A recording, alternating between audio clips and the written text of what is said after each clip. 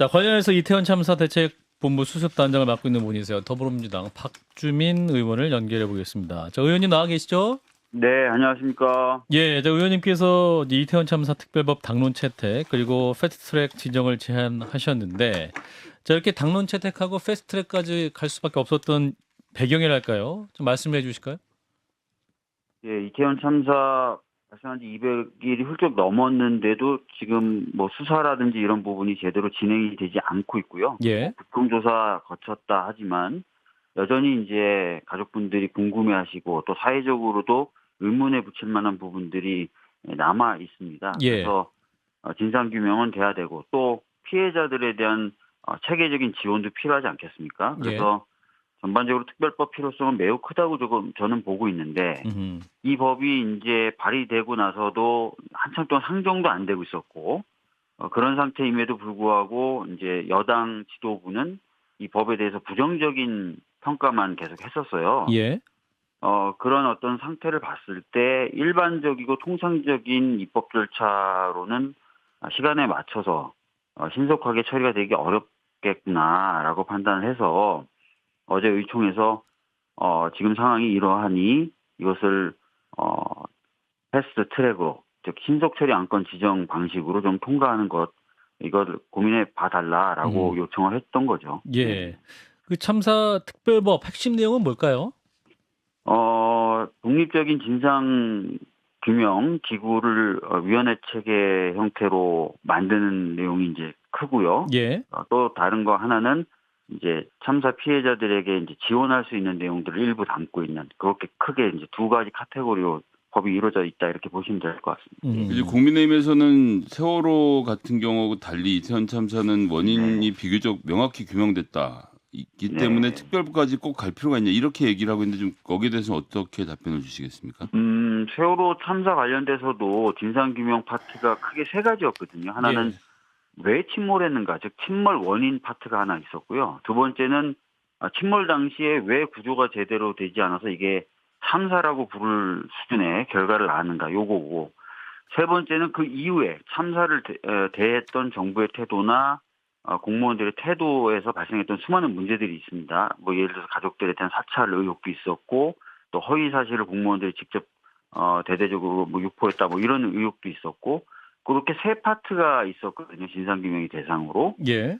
이태원 참사 관련돼서도 참사의 이제 원인 부분도 물론 있겠지만 세월호 참사와 마찬가지로 이제 그러면 그 당시에 왜 이런 사고가 났을 때 빠르게 뭔가 조치가 이루어져서 인명피해를 줄이지 못해서 이렇게 참사라는 결과까지 낳게 되었는가라는 부분. 그 다음에 이후에 이제 그 여러 가지 진상규명을 막을 수도 있는 뭐 자료나 이런 것들에 대한 은폐 시도 또 정부 관계자들이 대응하는 이상한 어떤 태도들 이런 것들에 대한 조사가 또 필요한 거예요. 그래서 세월호 참사 때와 뭐 다르기 때문에 진상조사 기구는 필요 없다.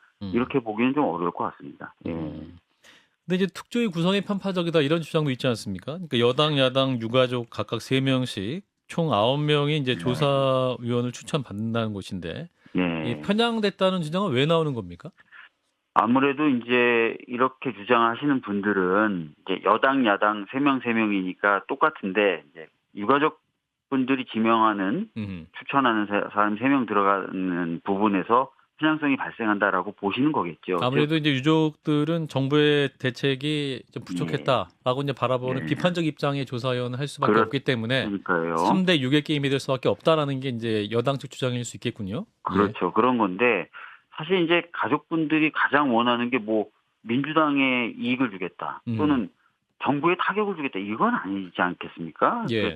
이 참사의 진상을 가장 오롯이 드러내고 싶고 알고 싶으신 분들이 유가족분들이라서 여야가 동수로 들어가 있고 이 참사의 진상을 그대로 드러내는 것에 가장 관심 있는 분들이 3분 들어가 있고 그래서 저는 이 구조가 과연 일부에서 지적하는 대로 이렇게 정치적 편향성이 있는 것으로 봐야 되는지 그러니까 그렇게 오히려 얘기하는 분들이 가족분들은 뭐 객관적 진실이 아니라 정부에 타격을 주고 싶어하는 사람 또는 객관적 진실보다는 야당에 이익을 주고 싶은 사람 이렇게 좀 생각하는 거 아닐까. 그게 오히려 더 잘못된 인식 아닐까 이렇게 생각이 좀 싶습니다. 예. 근데 이제 그 권한의 문제인데요. 예를 들어 가지고 특조위의 압수수색 영장 청구 의뢰, 뭐 감사원의 네. 감사 요구, 국회 네. 특별검사 강제권 등 이런 것들은 사실 헌법 위반의 소지가 있다는 주장도 나오고 있거든요. 어떻게 생각하시는지요? 지금 말씀하시는 것 중에 이제 감사원에 대한 감사 요구, 국회에 대한 특별감사 요구 권한 이런 것들은 이미 기존에 있었던 법들에도 들어있는 제도입니다. 사회적 참사 진상규명특별법에 들어가 있던 제도고요. 그 법에 지금 담겨 있지 않은 것이 없어요. 그래서 위헌 소지가 있다라고 보기가 좀 어렵다. 왜냐면은 기존 법률에도 있었고 한 번도 그런 소지에 대한 주장이 없었으니까요. 그리고 압수수색 영장 청구 의뢰 같은 경우도 이제 사참위법이 개정되면서 나중에 좀 포함이 됐었는데 예. 아시다시피 이제 그 헌법에 영장을 법원에 청구할 수 있는 사람은 이제 검사라는 규정이 들어가 있을 뿐이지 검사가 영장을 청구하도록 검사에게 의뢰하는 주체가 누구여야 한다는 내용은 한 군데도 없어요. 예.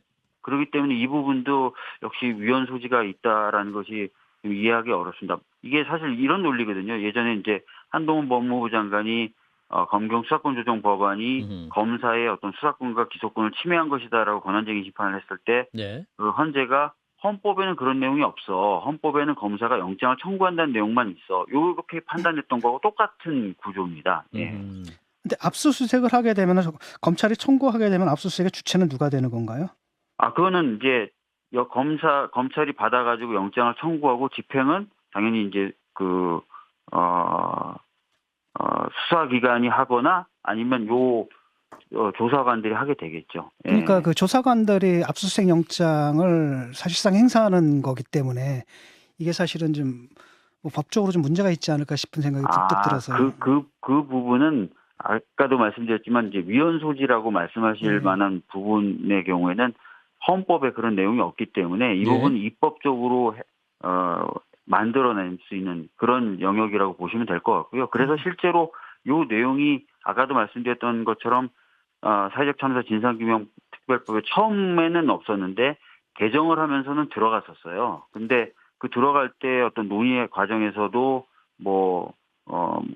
논쟁은 있었지만 들어가게 됐고 또 이후에 이제 이 조항이 시행될 때도 위헌 소지가 있다 이런 시비는 없었습니다. 예. 네, 그리고 또 다른 한편으로는 지원받는 피해자 범위가 너무 과도한 게 아니냐는 의견도 나왔거든요. 예를 들어가지고 현장에 체류했던 사람이나 구조에 참여한 사람의 배우자, 뭐 직계 존비속, 형제, 자매까지 포함시킨 건 좀 너무하지 않느냐 이런 지적도 있는데 어떻게 생각하시는지? 이런 부분은 사실 이제 이야기 나누면서 조정이 가능하겠죠. 그리고 아까 말씀하셨던 조사 권한이나 이런 부분도 논의를 통해서 이제 조정이 가능하겠죠. 아마 김 교수님도 아시겠지만 이게 패스트 트랙, 즉 신속 처리 안건으로 지정한다고 하는 것은 일정한 기간 내에 법안을 처리시키라고 하는 것이지 논의를 일치 안 하는 건 아닙니다. 과거에 이제 사참위법 처음에 제정될 때도 패스트 트랙이 지정될 때도 원안하고 좀 다른 형태로 지정이 됐었고 그다음에 본회의에서 표결되기 전에도 또 상당히 많이 수정이 됐었거든요. 그래서 그런 어떤 절차가 배제돼 있다 이렇게 보실 필요는 없을 것 같습니다. 근데 이런 것들이 이제 이런 것들을 갖다가 좀 납득할 수 있는 수준에서 이미 조정을 했다면 패스트 트랙까지 갈 필요도 없는 거잖아요. 약간 미리 좀 했으면 좋지 않았을까? 왜냐하면 이런 것에 대한 우려도 상당히 합리적이거든요. 네, 사실은 이제 논의가 좀 되고 조정하고 하면 정말 아름답고 더 좋았겠죠. 근데 아까도 말씀드렸던 것처럼 국민의힘 지도부는 이 법에 대해서 굉장히 부정적인 입장을 계속 냈었고 또 정부 측에서 온 의견들도 사실은 다 좀 부정적이었어요. 근데 부정적인 이유가 교수님이 지적하신 이런 디테일한 부분에 대한 것도 있겠지만 주로 필요가 없다라는 식이었어요. 그러니까 이제 저희들이 봤을 때는 이 법에 대한 의지가 약하다 정도가 아니라 없다 정도 아니면 더 나아가서 좀 막으려고 하는구나 이런 인식을 가질 수밖에 없었다는 점도 좀 말씀을 드리겠습니다. 예, 오늘 이제 행안위에서 한창섭 행안부 장관 직무대행이 나왔었는데 용해인 의원이 네. 윤석열 정부는 행안부는 이번 이태원 참사 특별법 제정 반대하시냐 이렇게 질의했더니 네 이렇게 대답을 했다고 하더군요. 그렇잖아요. 그래서 저희들이 그런 것 때문에 이렇게 한 거죠. 왜냐하면 그렇게 반대하고 필요 없다고 선을 긋고 있는 상황에서는 얘기를 하기 위해서는 처리 시한을 좀 정해놔야 얘기가 되거든요. 사청위법도 그랬습니다. 그 당시에. 예. 근데 그렇게 됐을 경우에는 지난번 다른 법안들의 순서대로 국회에서 민주당의 힘으로 가결된다고 하더라도 네. 대통령이 거부권을 행사하는 상황을 충분히 예측해 볼 수 있는데 여기에 대해서 대책은 혹시 있으신지?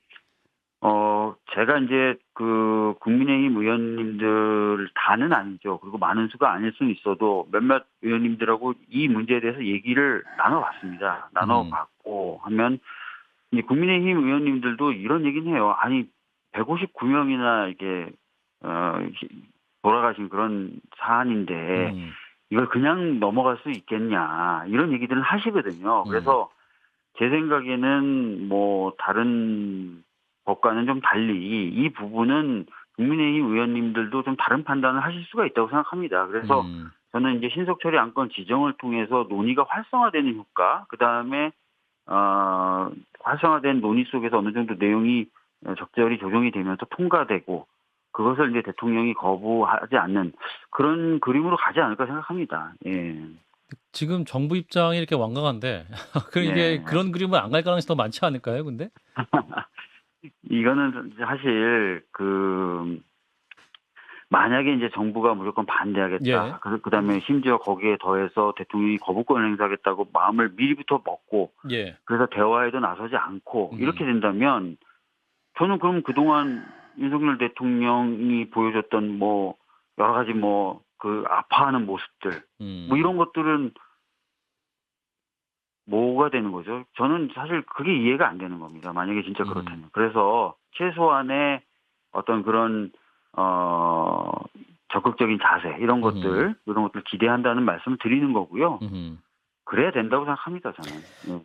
요 사안과는 좀 별개의 문제인데 지금 또 이재명 대표가 그 후쿠시마 오염수를 이제 핵폐수 뭐 이렇게 새로운 이름을 부르는 등 사실은 상당 부분 좀 위험을 제가 볼 때는 상당 부분 뭐 수사학적으로 강조하기 위해서인지 굉장히 과장하고 있다고 보거든요. 그래서 관련해서 사드 질문인데 그동안 민주당에서는 사드 전자파가 인체에 치명적이라고 주장해 왔는데 최근 환경영향평가 결과가 나왔거든요. 근데 측정 최대값이 그 인체 보호 기준의 530분의 1 수준 0.189%에 그쳤다고 합니다. 그러니까 말하자면 휴대전화국 기지국보다도 전자파가 나오지 않는다는 건데 의원님은 이 결과에 대해서 어떻게 생각하시는지요?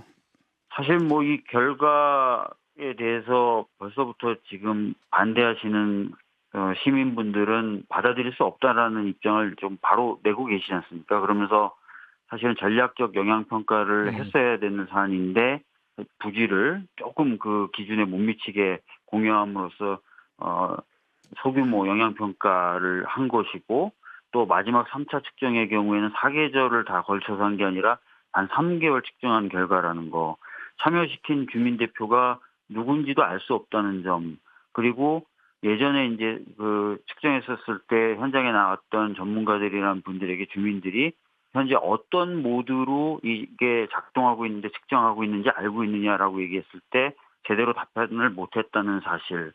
그 반면에 이제 미국 연방항공청에서는 이 사드 레이더 시스템의 경우에는 사용하는 모드에 따라서는 추적 모드 같은 경우에는 상당히 큰 이제 부작용을 낳을 수도 있다는 결과를 내놨었다는 점 등 이런 것들을 봤을 때 이제 솔직히 이 결과를 100% 다 믿을 수 있겠느냐는 생각이 좀 들긴 듭니다. 그리고 좀 이런 결과가 있을 때 좀 국민적인 어떤 수용성을 높이기 위해서는 과정 자체가 항상 좀 투명하게 좀 진행될 필요가 있다고 생각해요. 환경 영향 평가했던 과정.